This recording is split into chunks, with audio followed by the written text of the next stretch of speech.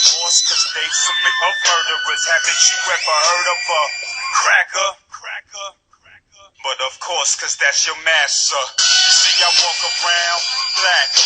Tom's got they back, they necks is getting snatched. Snap, react to this revolutionary rapper. This is your first chapter in the book out the crook. To this day they still lynching, they ass got to die. Cracker, tell me how the fuck you gather. My yassa will let you live or even get captured. My bulldog sound shakes the ground. My hollow points pierce your crown. For what I said, pierce your head. Cause now I'm probably wanted by the feds. But I refuse to live in fear. So I'm planning to kill crackers like I'm King Samir. It's black power. Yeah. It's that brother Bomani mass murdering crackers. It's what you feel like you want to get caught up. Cracker Woods better recognize. United Front came to chastise. So if you cross US, remember the penalty is death. No love for the other side. Yeah. I roll with the ambassador. Bullets hit crackers in the bladder just like a catheter. Crackers getting massacred, repping for Mama Africa. Can't wait to blast you up. I mention the spiritual wisdom. Can't pull this trigger fast enough. Catch a devil in my hood, he won't get robbed. I study with my mind on the books like a legit job. Omawali and Bomani, that's a big problem. When we pull a pin out like grenades and we spit bombs. Uncle Tom, you stand up and pledge allegiance while I stay inside my seat like I was paraplegic. Bring pressure like a tourniquet. Kill a cracker tournament for the love of the sport. My train of thought is like Colin Ferguson's. Yeah. Brother Quayle, bring the burners in. The rest of these dudes, big boys who never turn them in. You a sleaze bag, rockin' lip gloss and pink knee pads. You claim you spit crack, I spit rehab. Sharpshooter in New York like I was J.R. Smith. But I shoot crackers, I'm reppin' for Trayvon, bitch. And once I let the Q&A session started. Here's black until that AR click. No hesitation, I will spray y'all quick.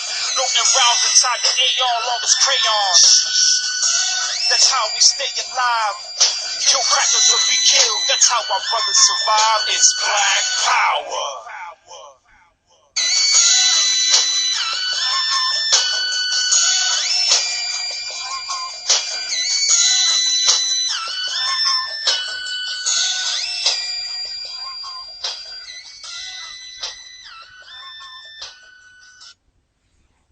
All right. Good evening, Black people. Good evening, family.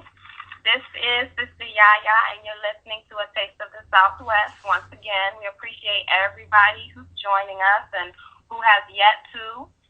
As always, call a friend, text a friend, Facebook a friend, let them know the show's on and to call in. We have a good topic, I think, this week. It kind of can go a lot of different ways, and so we're going to touch on as much as we can on this topic today. Just so, we always let people know, we really want to hear from the people out there, whatever's going through your mind about whatever we're talking about. You agree, you don't agree, you have something you want to add, something you want to bring up. We absolutely welcome it. We need to learn from each other.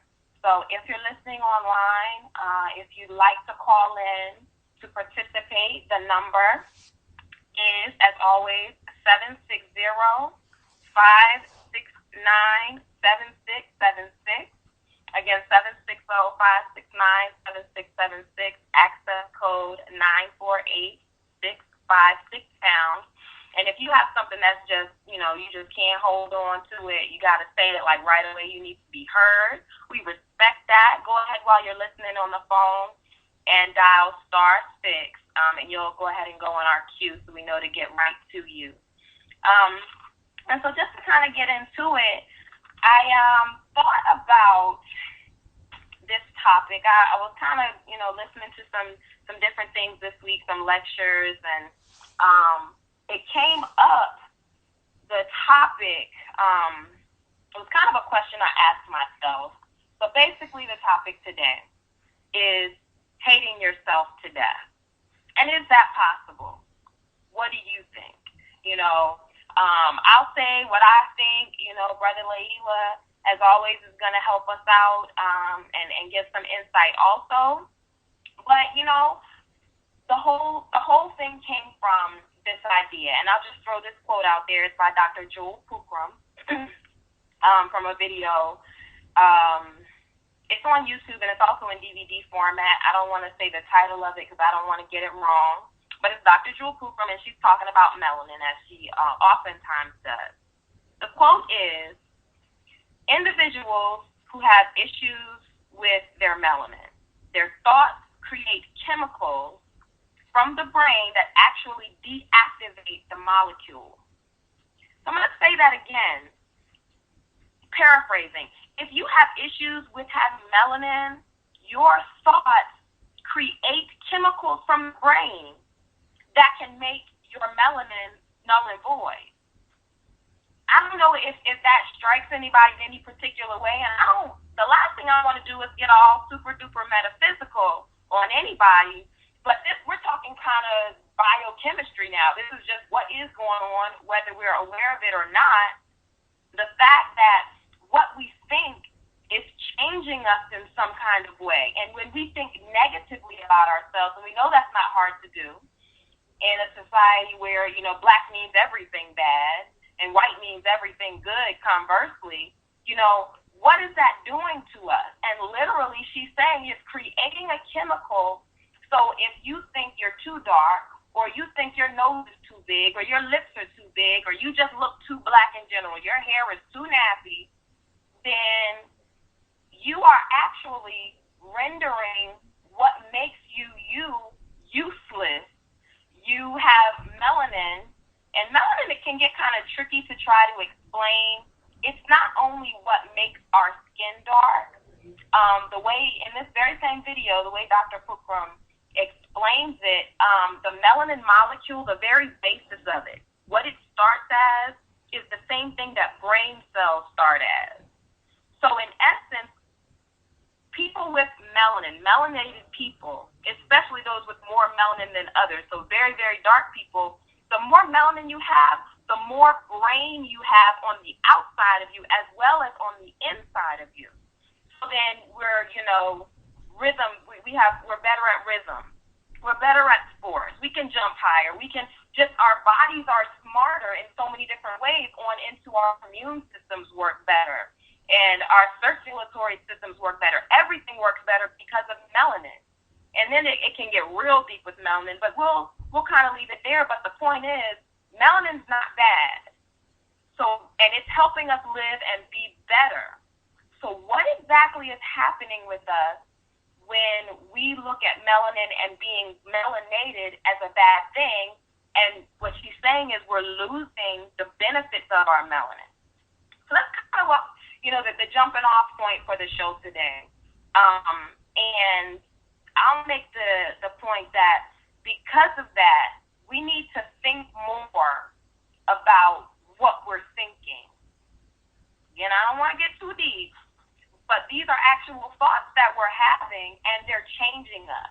So at what point do we need to stop and say, hey, what does the fact that I'm thinking this mean for me? And stop and acknowledge where the negative stuff got in. So, we run the risk of people saying, okay, hating yourself to death, that doesn't apply to me. I'm just listening for a friend of mine. I know how that goes. I've done that. I do that sometimes too. That doesn't apply to me. So how do you, I'll ask you, Brother Laila, how do you convince someone that they have a problem with self-hatred? All right. So the one thing I would kind of go right at is, do you have trouble accepting compliments? It's just a question that you could go about to you can't really convince anybody one way or another. If they want to say that they don't hate themselves, then that's what it is that they say. But there's some things working, just like you pointed out. I was taking some notes while you were speaking, Sister YaaYaa, and some of the things you were pointing out about, there are some mechanics happening under the hood, so to speak, while we're living our life and while we're we're thinking, we're taking actions, and so on and so forth. So if someone were to say that they don't hate themselves, but at the same time they may minimize any kind of compliment that they get, or minimize any kind of achievements that they made when they're trying to speak about what they've achieved. Any kind of laughing at some kind of uncomfortable feelings that they have. These things all kind of point to where a person might be getting into self-hatred and self-loathing. And then there's always the question of, what does every hero, everyone loves a hero, what does every hero in every movie you've ever watched wear? They wear white. And if you're not white, you know, in this society, you hear things like, you talking about all the terminology. I hear the word blacklist everywhere I go at work, and that's an obvious symbol of what it means. Is that black is not accepted, white is. So those are some of the things that I would use. I think those are good points. Insecurities that you have, and they're all going to stem from some form of self-hatred. And I would throw in there also, well, just think, if you grew up around any white people, you know, had any form of Western education, grew up in America, grew up in the Caribbean, grew up on the continent of Africa, or anywhere else in the world, basically, if you had any kind of interaction in your life with white, and white being the dominant group, and it's difficult to think of any place that's not the case, then you're going to deal with some level of self-hatred, not because there's something wrong with you, but obviously there's something wrong with them. And this is the way they always want to shine light on. Like you said, black's always bad, white's always good and right. So this has affected all of us, and deep down inside to where our where we've developed self-hatred. Yeah, absolutely. And I kind of didn't make the tie fully to that statement. And like you were saying, is when you come up seeing all these things, you're brought up in the westernized world. The mechanics happening under the hood are kind of doing things for you that you don't really realize. You're getting all these thoughts and imagery planted into your brain, and your brain then goes about doing the work that it does without you making any real decisions, because you're not really in control of that part once those thoughts and images have been planted. Gotcha. So that's what I mean. That's what I kind of tying it all together. That makes absolute sense. Under the hood, I like that.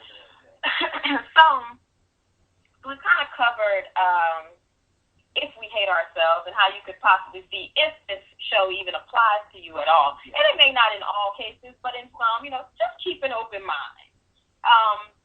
So as always on this show, we usually try to go back and try to figure out what was right. Where did we start off right? Where is the good? Because we know white folks got their hands in everything and poisoned it and tainted it. So it's hard to tell, you know, what was right initially. So we like to go to nature. We like to say, okay, well, how does it look in nature? And we'll try to see that that's the most unadulterated way things were going before what we have now in this convoluted mess. And so, Brother Laila, you want to talk some about, you know, the nature and how this kind of gets started? Yeah, absolutely. You know, one of the things that made the comment about where we're brought up in the world, you know, in this westernized world, you look at all the communities here in where I'm living right now, there's a lot of building and developing going on of these communities, and a lot of these kind of whitened areas and neighborhoods, they're usually developed them around lakes. And so kind of look into nature in the context of water, bodies of water in nature. When they build these communities around these bodies of water, everything about nature, and I was having a conversation actually with my father, in fact, and these conversations, this idea was coming up, that everything that nature does, this westernized world has had to try to stop it from doing that. Just stop it from doing what it does just by being nature, just by being itself.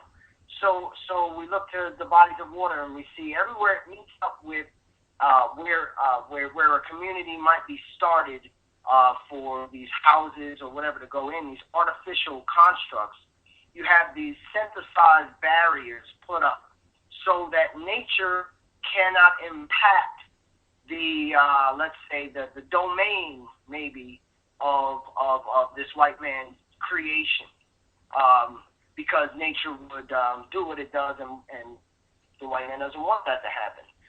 Things like if you're going to put up a shopping mall, or if you're going to put up a anything of any construct that's being put up all around us every day that you can look out your window or when you're driving around, you got to mow down all the trees. You got to mow down thousands of square feet of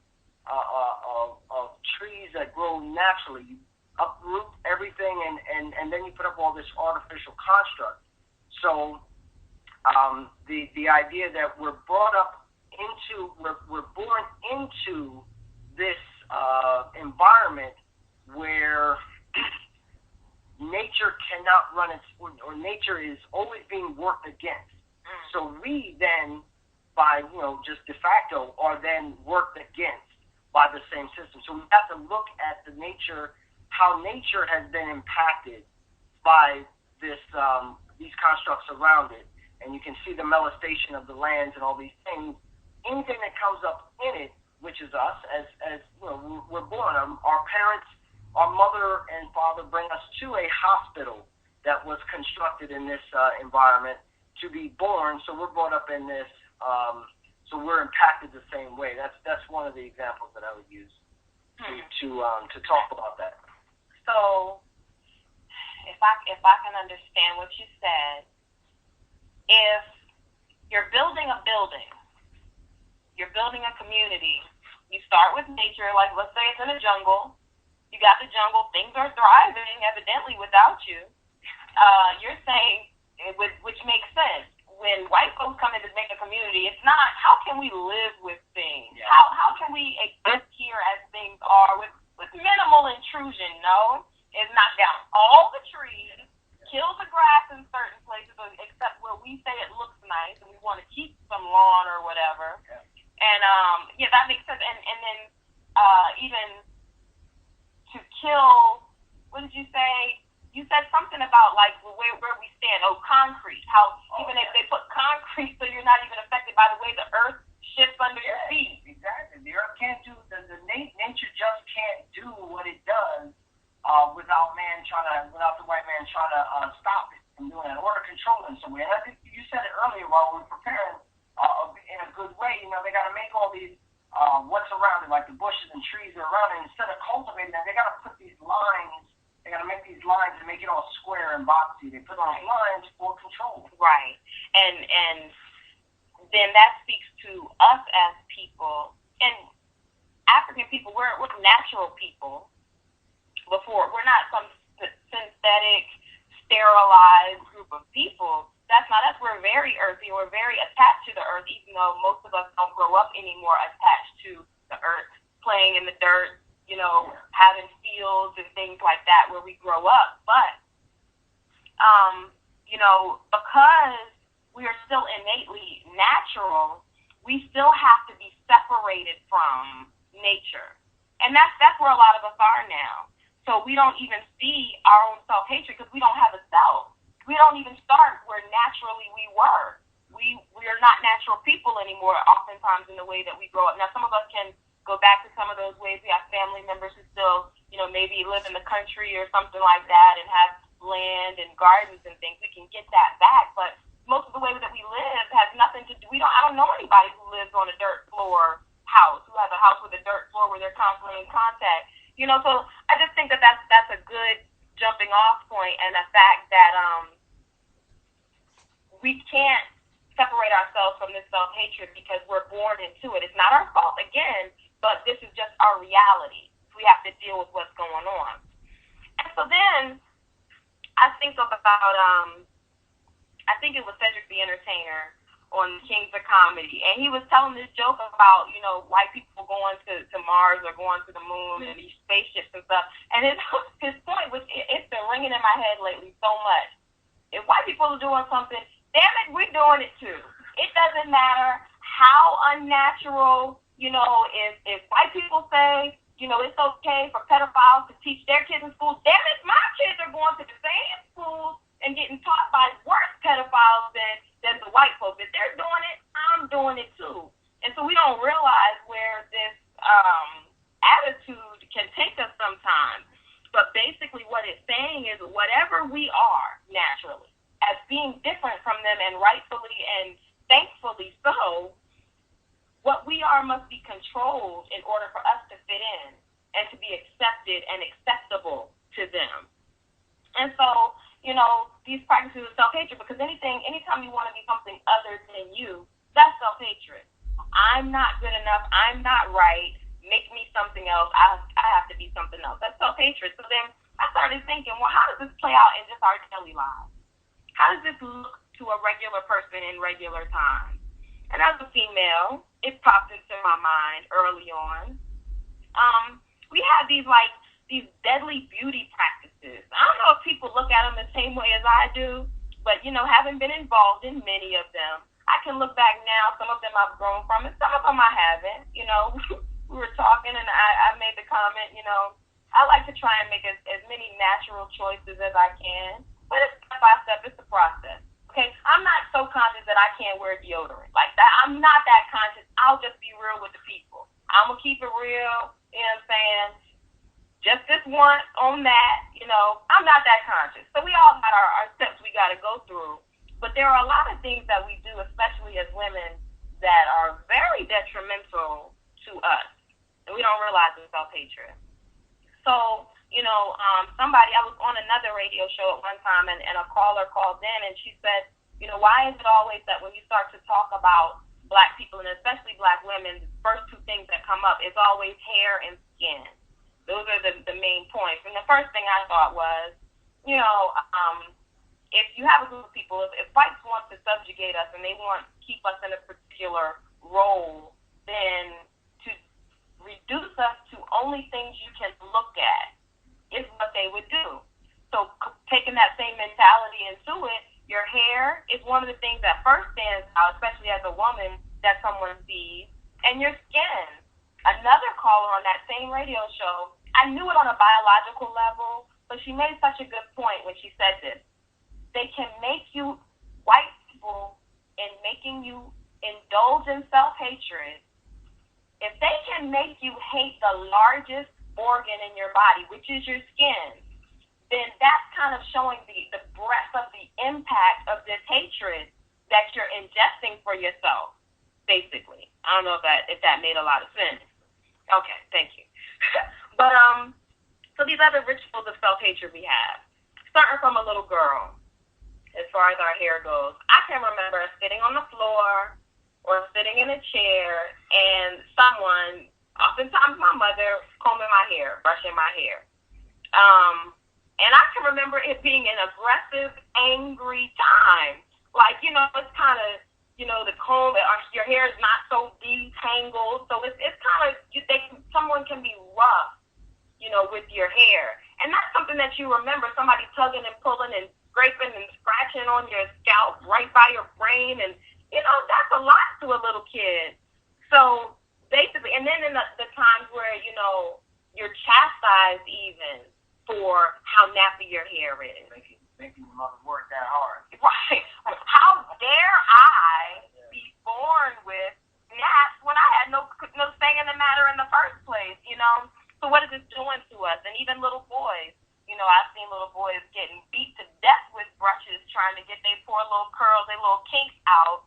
And then even you were talking about other practices that men go through. Yeah, as a little boy, I remember watching the way the clippers, this idea that you always getting haircuts, and it was just so rough, the way you handle these clippers. And this is an electric device that's got vibrations, and if you're dealing with a small child, the way I've come to understand myself, as a small child, you're very in tune to kind of your own vibrations, because you're not really in tune to much else about the world. But these vibrations coming from this electronic device, this is it's a scary thing, ultimately, without getting all, philosophical. It's a scary thing because you don't know where it's coming from. Then there's this other thing about the vibrations, and then on top of it, your uncle or your grandfather might be rough with it.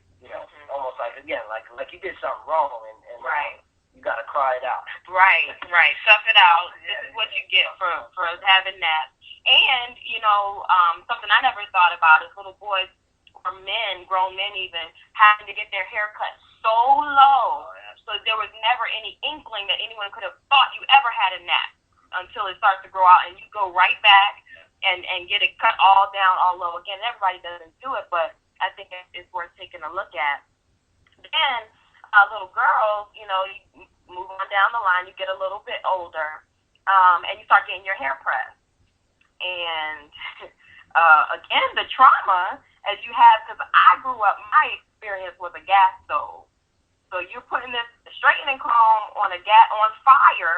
I'm sitting in this chair watching you put this comb in fire and then take it off, let it sit for a second, and put it on my head. Yes, I'm scared, and yes, I'm flinching. And so then, there's burns that come from it, and just a fear, and oftentimes, again, getting blamed for, if you keep still, you wouldn't have got burned. Now you go to school, you got all these scars. I know black women, I know you got to feel me on this.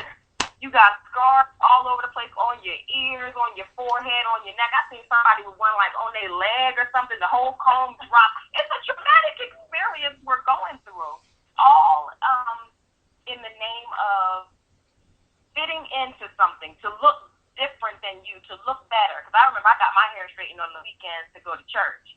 Like, that was important. Jesus could not see my neck. That was uncomely, or whatever that word is they use. So then, you move on down the line. You go from physical burns to chemical burns with relaxers. And I learned early on that the longer you keep your relaxer in, the straighter your hair is. Well, obviously, this is the point. So if my head is on fire, I'm a tough girl. I'm going to tough it out until I have open sores in my scalp in order for my hair to be, what in the hell is going on? Do we see that my point in all of this, do we see the level of self-hatred we've deemed justifiable growing up that may still be sticking with us now? And then, as far as relaxers go, there's all the carcinogens in relaxers. They say they have no-lye relaxers. Obviously, lye, is not great for you to be putting on your scalp so close to your brain. But then even the no-lye relaxers are made with calcium hydroxide, which can also, again, cause severe skin irritation, chemical burns, blindness, or lung damage.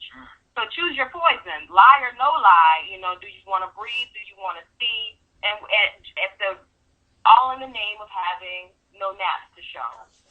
And then, thought this was interesting. What relaxer actually does is it breaks down the chemical bonds of the hair shaft, disrupting the elliptical shape and reconstructing the bonds in a different way.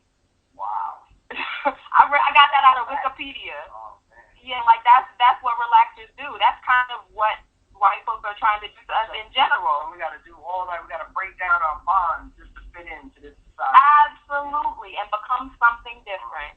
So, at any rate, then we have other skin care products that have all kinds of carcinogens and whatever else in them. And then another thing I noticed, because obviously everyone is not wearing relaxers these days, and everyone's not doing weaves. There's a very large natural hair trend that's going on. And I thought something was really interesting. Natural sisters out there who know, you go to a lot of the YouTube videos with tutorials and things. One thing I noticed was someone has come up with some cockamamie grading scale for your natural hair. So now you can't just be natural and this is just who I am. Now there's letters and numbers that tell you how good your nappy hair is. So obviously, starting at the top, or 1A hair is the closest to what you can possibly get. On down to 4D, kill yourself, nappy hair. Wait a minute. If my whole point is to be me and be happy with whatever my hair is coming out of my scalp, however it naturally grows out of myself, to be okay with that. Why then do you have to grade what that is? And we all know the connotations. One, is kind of a good number. You want to be number one. A is a good grade to get in school. We have meanings attached to these symbols, letters, and numbers.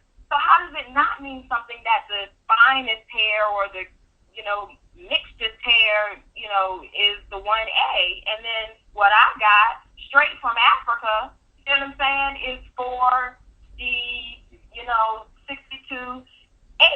You know what I'm saying? Like, why does it have to be that way? I'm just saying, pay attention to what's going on, because even our natural hair is not just ours to just be who we are. And no, you can't be really nappy. Some people use that word, but the word is curly now. We're just always trying to inch away from being African. Self-hatred. So we go on.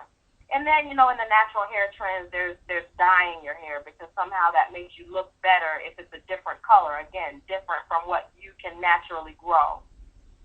And then onto the skin. Like we said, it's the largest organ in your body.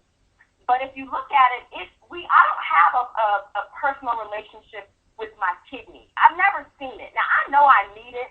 I like my kidneys, you know what I'm saying? But I've never seen them. I don't have the same relationship with my liver as I do with my skin. I see that daily.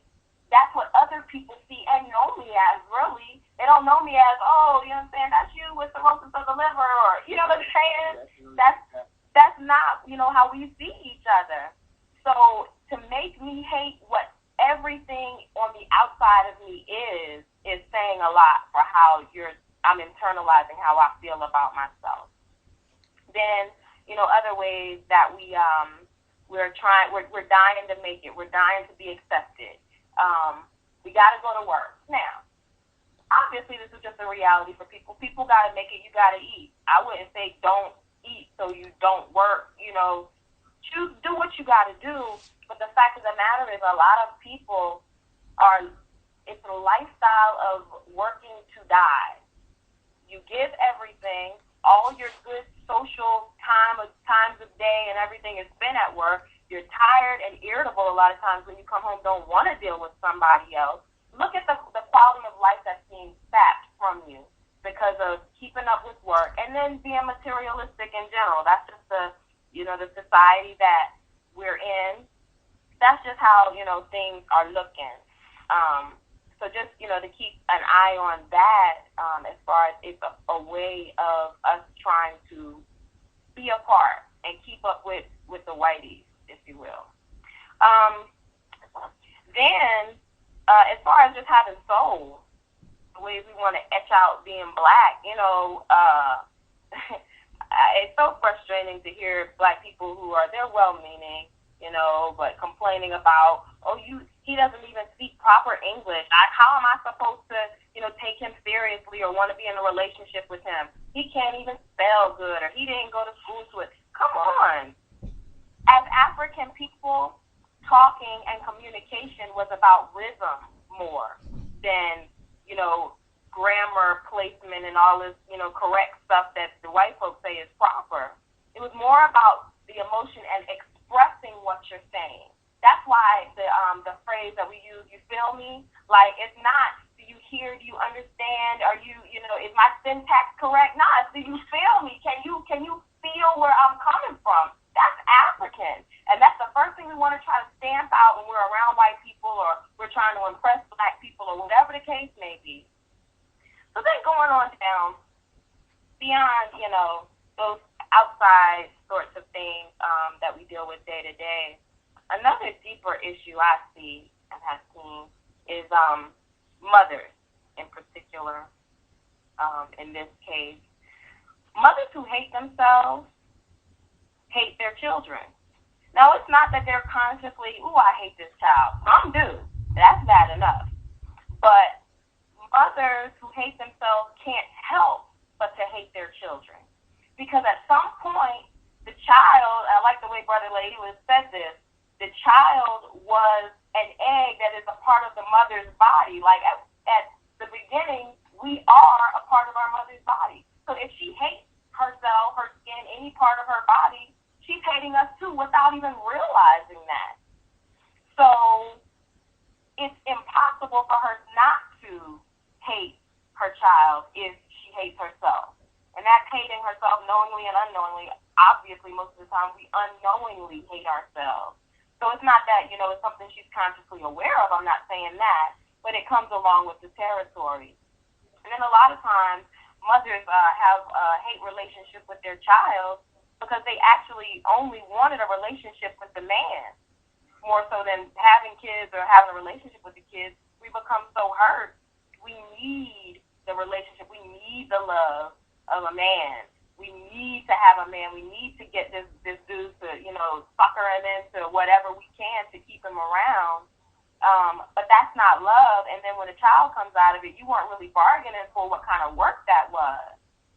So, and then to add to it, if the father doesn't even stay, if the father leaves, imagine all she wanted was this man. Imagine the resentment and hatred and bitterness that wells up in this woman for these kids that are left now as the daily reminder of this man she could never have, or the man who won't treat her right, or the man, who doesn't do what she wants him to do. And the problem is, in relationships, what we want is power and control because of what we don't have and what we've been oppressed and kept from, as well as status and money. So we're looking for the wrong things in the first place in a lot of cases. So the kids are just poor pawns that get used and dumped on. And the sad part about it is children aren't stupid. Our kids are known to be geniuses. They can pick up on the fact that they're not wanted. And so then they internalize that hatred, and it becomes their own self-hatred as little bitty babies. We have to think about what we're doing and what we're not thinking about. So then, basically, and I know there's been a lot of theories on this, but I'm just going to say it and keep moving. Basically, the idea here is that I hate me for being black. I hate my reflection. I hate what I see. So my reflection of me is also other black people. So I hate you for being black too. And if I can hate me and I can hate you, I'm going to hate my child, then I hate God, because in our concept of God, he made me this way.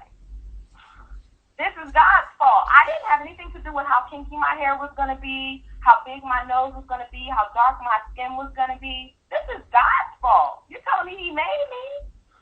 So then we get into Christianity. And I would like to say, I know a lot of us don't really ascribe necessarily to Christianity. And I'm saying Christianity, there could be other religions involved that I just don't feel an expert to bring up, honestly. I do know about Christianity, though. The principles that we learned in Christianity, it's disturbing to me now to look back and see what they were actually telling us and what we were saying. Because basically they fuel self-blame and reaffirm our self-hate. When you tell somebody, like there's this concept in the Bible of the old man and the new man. The old man, was the one born in sin and following the lust of the flesh and all these things that God is just not pleased with. So you need to be a new man. And the concept of being born again. Yeah, you use the word disturbed. It is disturbing. This old man, the one that nature made, again, this is the main point, the one that nature made has got to be replaced. Being born again, I kind of myself think of myself, and I'll say unfortunately, as somebody touched by Christianity and feel like I can speak as an expert on it. But absolutely that the born again principle that exists in Christianity is a strong one. It is what brings you salvation. So in order for you to be for you to be saved, whatever you're being saved from, this man that nature created must be replaced by this new man that was somehow concocted by this funny looking white Jesus God, or what they call the Savior. So just the idea that nature, again, this is another point, like we were talking about these examples of nature, that here's again another point that what nature creates must be changed, controlled, objectified somehow, all these things. So, yeah, it is disturbing. Yeah, and I think that the good thing is re-Africanization is the reversing of this process. It's going back and saying, wait a minute, there wasn't anything wrong with me when I was born. Mm-hmm. I wasn't born in sin. The problems of the world that you want to call sin are not my fault. Yeah. We can point to a group whose fault it is, exactly. but that's not us. So you get to go back and then fix the issues, but you have to go step by step, thought by thought, as we said before, deadly construct by deadly construct, and figure out what has attached itself in you. Even though you have all the best intentions and the most conscious information now, you still have to go back and see what attached itself to me that I don't even know is lurking there. Like you said, under the hood. So, more great pearls of the Bible. Let's hear them. He must increase. Talking about Christ, of course. He must increase, but I must decrease. How far are we willing to take this? Where are we supposed to be disappearing to? And when does it stop? Yeah. And okay, before I get to that, a song that always, I'm a musical person. A song I always loved and I could sing, this one verse, I think most people can sing it and not be Christian or whatever, is Amazing Grace. Think about what you're saying. Because Amazing Grace saved a wretch like you. Why I gotta be that? Really? And you started off that way. Yeah, right. Jeez. And then, you gotta deny yourself, deny your flesh. And what this kind of does, what Christianity separates you into, what it does is it isolates you from, quote unquote, the world. And so you become this weird Christian person. Well, if you don't be careful, you can just morph into some weird conscious person because there's some difference that you feel between you and other people that should never be there as African people. And then Christianity leaves no room for any love or appreciation or credit for yourself. What's wrong with, why everything is because of Jesus? Like, I didn't do anything, right? Nothing? For real? So,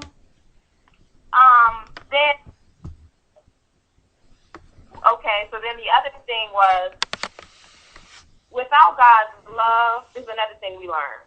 Without God's love, grace, and favor, we're nothing, and we're unworthy. So if we do something outside of God's word, we're outside of worthiness. So I'm thinking about this, right? So it's all these things listed in the Bible that's not right. Name anything, almost. And it's wrong. So if I then change my life and decide to do something else, sometimes Christianity, those concepts have such a strong hold on us, there's still some level of guilt we feel. We feel we're still wrong in the eyes of God in some ways. And that just makes some people shun the idea of God at that point. Because I'm wrong in his eyes and I could never be right, but forget it, I want to go this way instead. And you carry around this guilt and this blame because really it's because of this Christian principle you're now outside of God's love. Yeah, your first teaching. Right. And then that gets into, if you believe in any kind of ancestral communion or anything that our ancestors traditionally believed in, that's voodoo, that's sorcery and witchcraft. How do you get around that? Because then if people can get you to believe that, then you lose your connection, period. And that leads to isolation from Africa and African people in general. And one quote that I got from the book, 2000 Seasons, stuck with me so deep.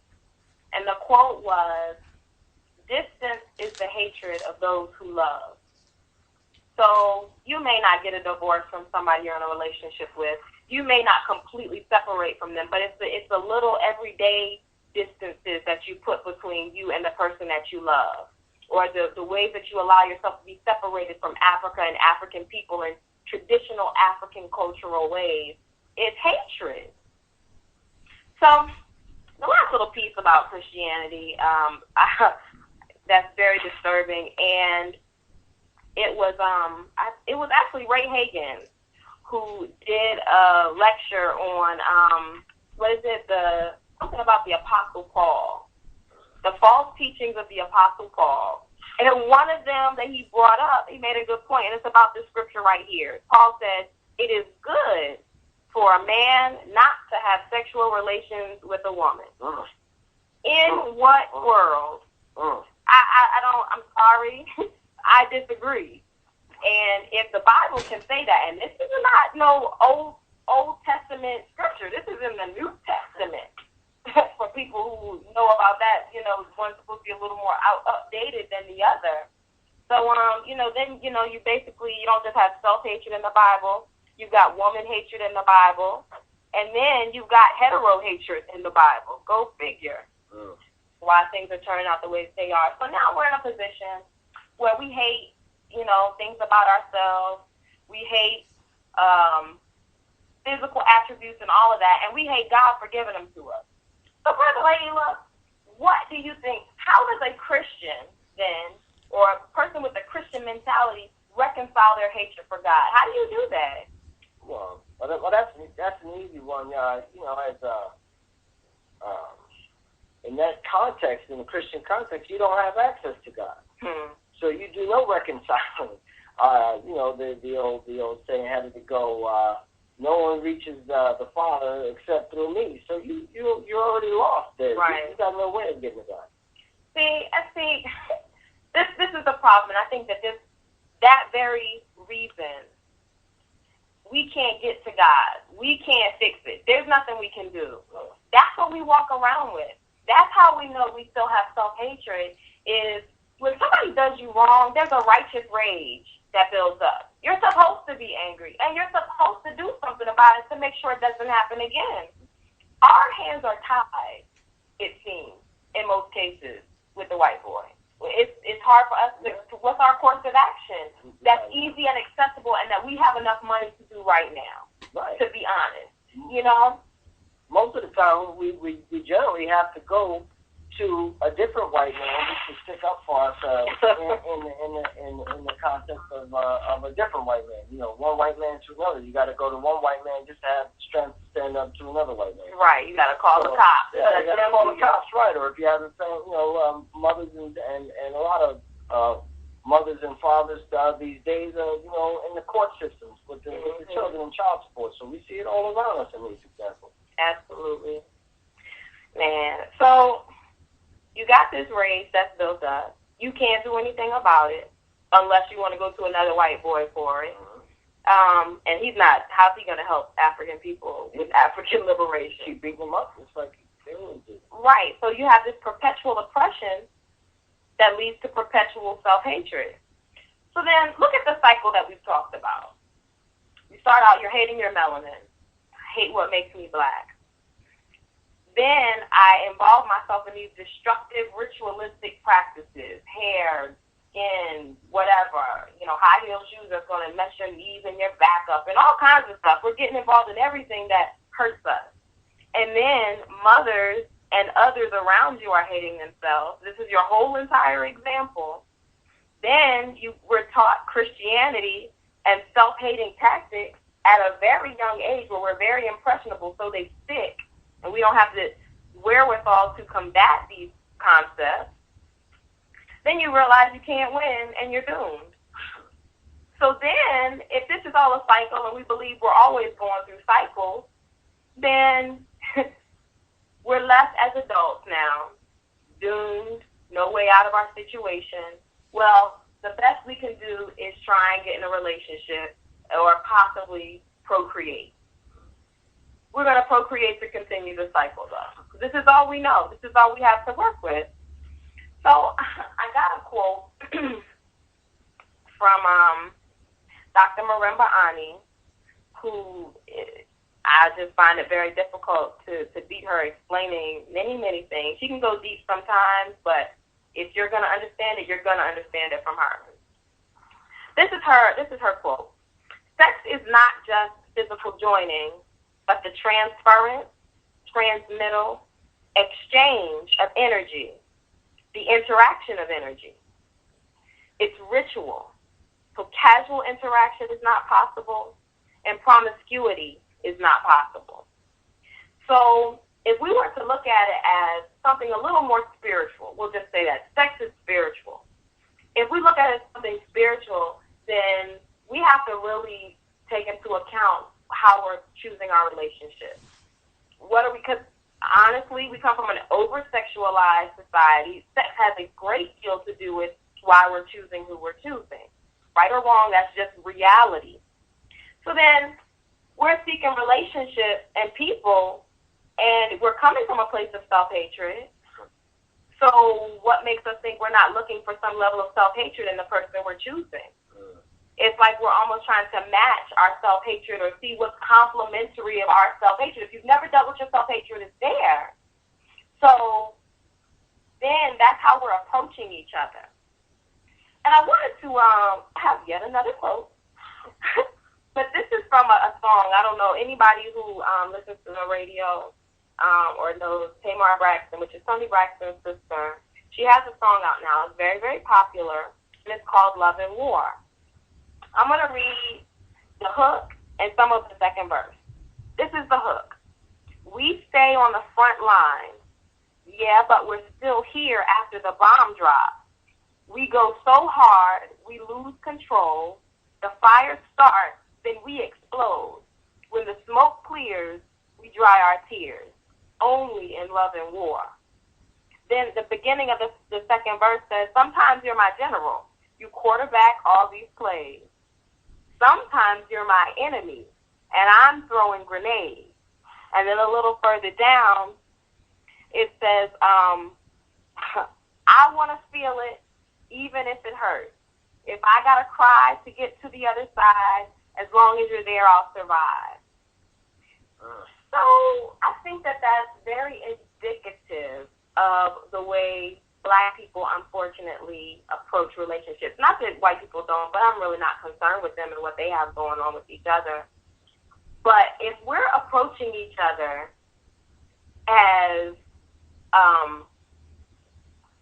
opponents on a battlefield, then I think that speaks a lot of how we're stuck wanting to get some get back, to retaliate for what's being done to us, but we can't get to who's doing it to us. So guess who I can get to? This man that I have swindled by sex or by cooking good food or whatever, or the way I look, my figure, whatever. I've swindled him to be with me, somehow made him feel like he can't go, or he said he can't go, won't go, whatever the case may be. And so now the fight is on. All we have is to fight each other. I just think that that's a sad place to be when that's how you approach relationships. Yeah, and I wanted to add to that as I'm listening to you, you make some really good points about the relationship thing, and this is something we really need to get together. And I hope that it adds to the conversation to say that even though we're not interested in the way white people deal with themselves, until books like Barbara Barudi's compliments, well, more so his book on the sex imperative, and even Dr. Murumba's Yorugu. What we're looking to do is what those books seem to look to do is analyze those people's behavior to see, and through that, what I'm finding I'm learning is that what's ending up happening is we're only handling our relationships the way we're handling them because this has been taught to us from those who have enslaved us. So we learn so much through being brutalized by everything being stripped of the way we did do things, not being allowed to live in our way, and then coming up in a society that's now ruled and dominated and controlled by these people. They do things that way, and they projected it onto us. That's kind of going into a little bit of what Dr. Cress Ruffin talks about, the projection of those ways on us. So now we need to realize, I think at some point too, on a conscious level, that a lot of the things that we're doing when we're approaching relationships between us, brother and sister, are not even our own doing. They're not our own choosing. We need to understand that they're projected onto us. I hope that adds. That's a good point. You're right. You can't completely dismiss what they do because a lot of what we do is because of what they do. So it's worth knowing. I'm glad that you straightened that out. So then we're left in this position. Still to procreate, we're still, sexually active people, aware or unaware, mostly unaware of our hatred feelings towards ourselves. So, and I will say, a lot of it is subconscious again. But some people are not procreating, period, out of their self-hatred. Absolutely. They feel, go ahead. Yeah, no, absolutely. Not procreating because, I hate myself too much to even think about another me in this world. And again, so many of the societal norms support that also. So that's a very one of the things that I'm analyzing myself and looking at things that I can do better. I'm noticing how much of my life has been impacted in that way that society, religion, all these things have dumped all these reasons for backing that up. I don't want another me walking around because I hate me already, and the Bible says that I should hate me because I was born bad. I was born in sin and all those kinds of things. So then you might, find yourself seeping into the intellectualizing, everything about that. So, that's one piece I wanted to add. And then there are a lot of people, I think, with the mentality to not procreate, but it's accidentally happening anyway. So there's a lot of accidental children out there, and of course, no African baby is an actual accident, but the parents didn't intend on having them. And because the parent was so in need of love, I think you were telling me this. They're so in need of love that the reason to have the baby is to get love. So not because I'm the adult and I've gained all this wisdom and I have all this capacity to love, but because I need so much emotional attention and affection. I have this deficit, and this little infant child is going to be the one to give it to you. That's ludicrous, but that's where a lot of people are. And again, the child can pick up on it. When a child is not wanted, even if the parent never says it, that child is dealing with some serious issues on the inside for life. Yeah, because how do you substantiate my mother didn't want me? Because what mother's going to say? Yeah, I didn't want you. They're not going to be honest. Yeah. And the child's walking around with this deficit and this inadequacy, this inadequate feeling and insecurity. And then on some points, you mentioned the point about the child who might realize that they're in an environment where my parent needs me for this love. That child is kind of instinctually, a lot of times works real hard to try to fill those shoes. Yeah. And they're gonna fail. But it's like the natural love inside of them, the instinct to try to do it. Right. They're gonna, again, that's even one more thing to build more hatred. I tried to love I tried to do what my parents did. My mommy happy. Yeah, she never could. Yeah, I could never do it. So one more reason to hate myself. Right. And these things definitely happen at a subconscious level. Absolutely. Yeah. Absolutely. So then there are people, though, who do procreate, and again, subconsciously, they continue the cycle. And if they have the self-love to continue that cycle, then maybe that's possible. But for those of us so steeped in self-hatred unknowingly, we actually we continue that cycle of, okay, I didn't get everything right. I think this is a natural inclination when having a child. This next generation, this next child is going to have it better and be able to do it better than me. So coming from the standpoint we come from, this child will be able to hate itself on an even greater level than me. And even if, okay, that sounds kind of ludicrous, but in thinking about what Dr. Pookrum said, if you can render a part of you useless by not liking it enough and sending that chemical, that energy to that thing you don't like, then that's translating through to your child that you give birth to. So then you create a child who in its life maybe has an even greater proclivity towards white people in relationships maybe, or what I call Negroism. You know, they're just inclined more to be a Negro and love white folks than maybe they should have been. Of course, they shouldn't have been in general, but you're pushing them in that direction because you're not giving the energy, the chemical to love its blackness to this child, which was once a part of you. It's still your body. So at the end of the day, basically, we're giving birth to death. If you're not facing and dealing with your self-hatred issues, whatever you're producing is not out of love. It's not out of African consciousness. It's not out of life. It's out of death. And when your children grow up that way with those deficits and then gain even more because of how the society is, then that equals to African death. That's less life for African people and for us as a nation because we never dealt with the little things that took hold to us.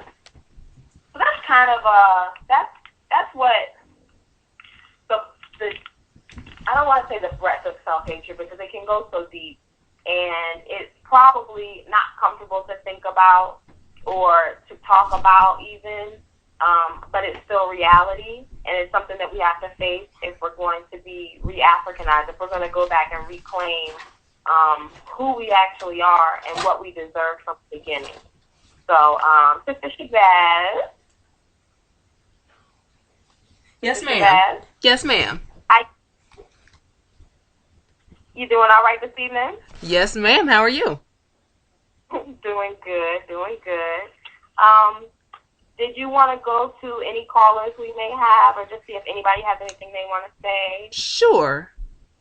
0222, you're live on More on the Horizon. 0222, you're live. All right, looks like they are just listening in. Okay. All right, well, we're not going to sit. We are going to see Sister Shabazz. Did you have anything you wanted to add or anything you wanted to say about the topic? Wow, you guys have said so much today. I don't think I can really add anything onto it. You guys have really hit on just about every aspect of it. I definitely can relate to the perms and the skin issues and all of that. I don't think you left too much. That's the problem. We're talking way too much. I hear what you're saying, Sister Shabazz, and I thank you for your honesty. No, not at all. It's good. You are very thorough in addressing everything.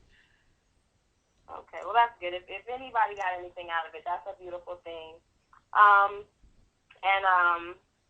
I'm glad that you could relate because I think in asking some people, they're so lost. Like, I don't hate myself. I never have. I've always loved myself. I've always been great. What are you talking about? You know?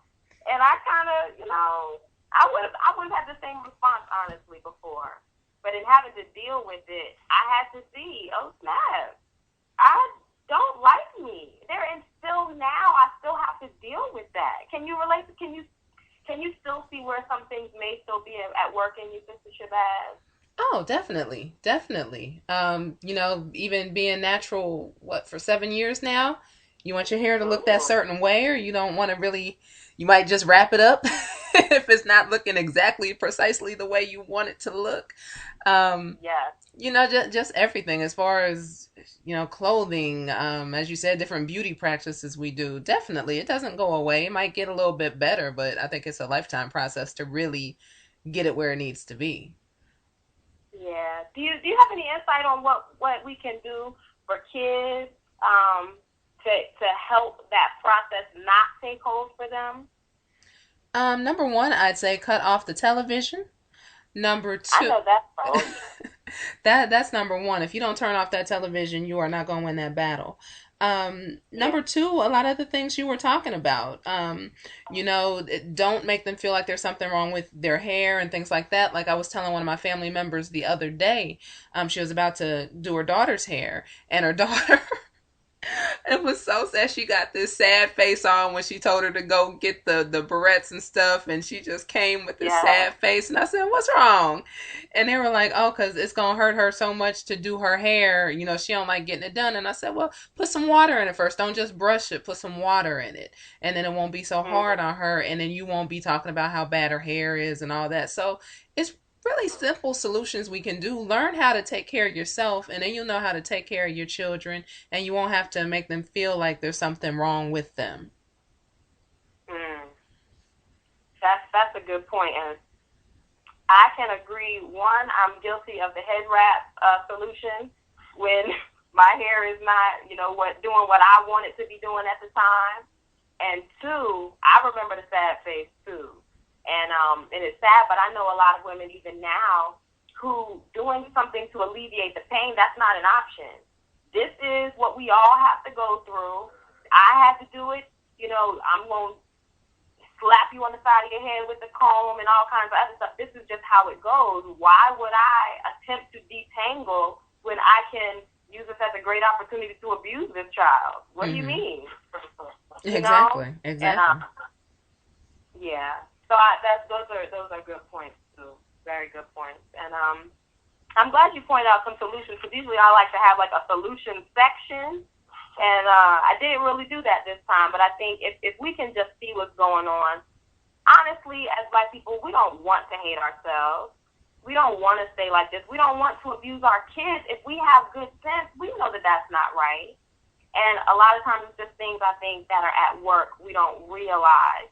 And so if we could just realize them, we'll automatically see, okay, wait, it's not that deep. I can just make this little change here, or just constantly work at it. It's not going to be an easy thing, but it can be done. So those are good points.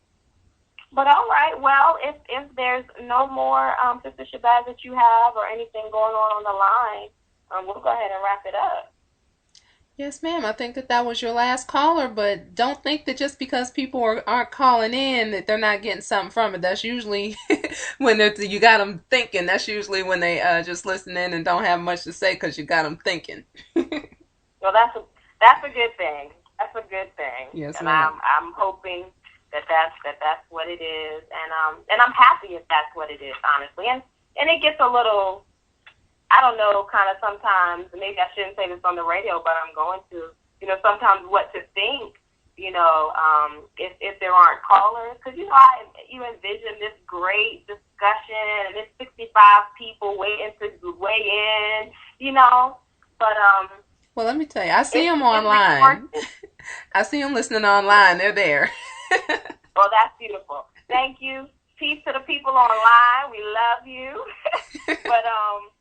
But yeah, even if it's nobody, and there's a recording, then it's there for somebody one day at the right time for them. So I try to remember that also. But anyhow, like I said, we're not going to prolong the show. We appreciate everybody who's listening, whether it was by phone or online or on the radio even, where you can. We appreciate you guys, and as always, A Taste of the Southwest will be back not this coming Sunday, but the following Sunday, every other Sunday, from 7 to 9 p.m. Eastern on War on the Horizon Radio. This is Sister YaaYaa and Brother Laila. Peace, family. And thank you, Sister Shabazz. Good night, everybody.